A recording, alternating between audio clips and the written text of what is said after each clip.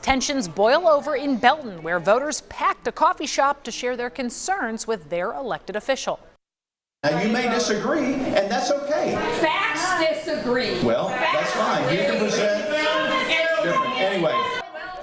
Voters from across the region hurled questions at Representative Mark Alford today, concerned about the growing layoffs, tariffs, and more from the federal government. We also heard voices of protests in Topeka today. Students there fighting for their teachers and coaches who were also fired under those federal layoffs. Now, this is an extensive story with ripple effects throughout our community and the country. That's why we're bringing you different voices and perspectives to help you decide on the issues. We start first with KSHB 41 News reporter Charlie Keegan, who takes us inside the discussion with Alford. Not all chaos is bad. People upset with President Donald Trump's policies overflowed out of a Belton coffee shop. Representative Mark Alford heard their concerns and defended Trump's platform. I don't think I'll probably get much of a chance to talk to him, but I figured I'd come up. People came from nearby and from Columbia, even from Kansas. I heard a lot of booing. They all wanted FaceTime with any elected leader to voice their concerns. Concerns Alford does not share. I think you're living in the greatest time in American history. The crowd groaned or spoke over most of Alford's answers.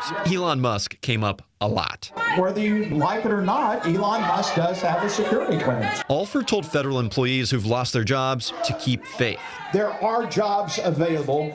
God has a plan. We don't need thoughts and prayers. That's not what we need right now. We need people to stand up for us and to say that I'm not going to carry the party line. Alford definitely carried the Republican Party line in his answers and threw shade on Democrats. I know that the Democrats have a plan to try to disrupt things in town hall meetings. We recognized union reps in the crowd. Also, a Ukrainian exchange student at Belton High School asked about the war. A man stuck outside told me he's closing his solar business because of Trump policies on renewable energy and tariffs. I have no idea where things are going to be or what's going to be available in 18 months, so we're not even going to play the game. Let's meet back here 6 months from now, and I think you will see a dramatic turnaround. Alford left through the back in order to catch a flight to D.C. Allie never got to speak with him. I appreciate the congressman being here today, but I'll be shocked if he continues to do these types of public events. Alford's team insists he won't shy away from future events. They're even looking at bigger venues.